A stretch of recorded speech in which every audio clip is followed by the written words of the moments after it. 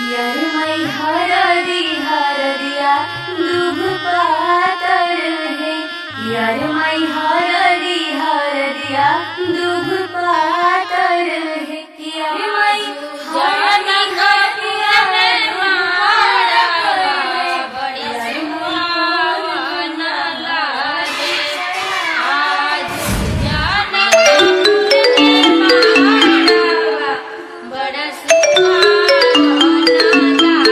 Hello.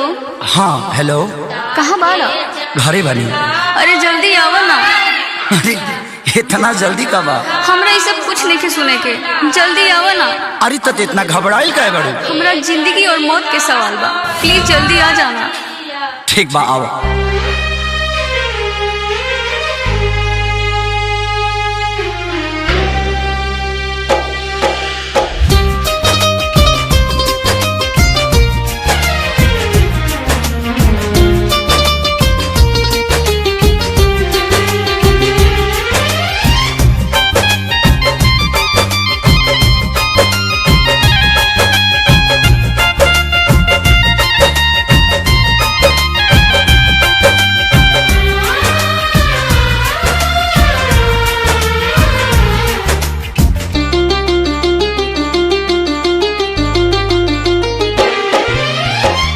पागल के भइल बाटे पागल के दासा, आज हमरा पता चलल प्रेम के भाषा।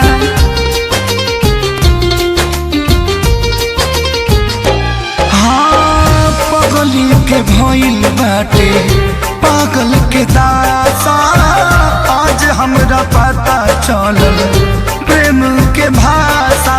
रोते रोते मिले हमसे आयल बड़ी, रोते रोते मिले हमसे आयल बड़ी। हमर जान आज हरदी से लटाइल बड़ी, हमर जाना आज हरदी से लटाइल बड़ी।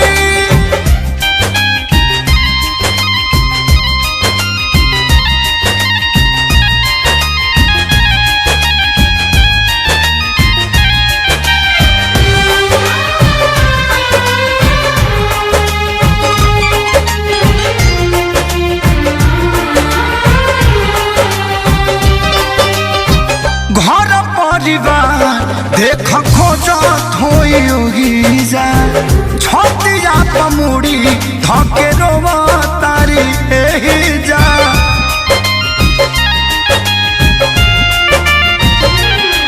हथवा के मेहंदी मिटावेली इ तो हमरे के समझावेली। अखिया बाल राइल पागा लाइल बड़ी, अखिया बाल राइल पागा लाइल बड़ी। हमर जान आज हरद से लटाइल बड़ी, हमर जाना आज हरद से लटाइल बड़ी।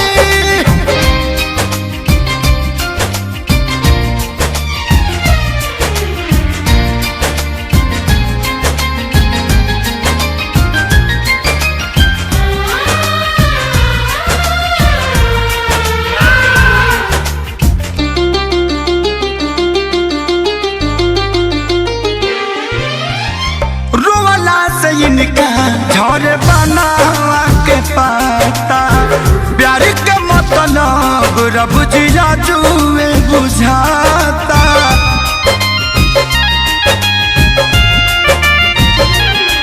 हम इनका से तनिको खफा नहीं थी, काहे की जान बेवफा नहीं थी।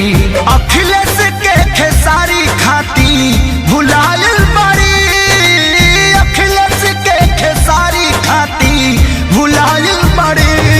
हमर जान आज हरद से लटाइल बड़ी, हमर जाना आज हरद से लटाइल बड़ी। ए जा, हम तो के छोड़ के ना जाए। सुना, कुर्बानी के नाम ही तो प्यार होला, और प्रेमी से बढ़ के परिवार होला। सबके इज्जत के बात बजान, तोहरा चले के परी चल।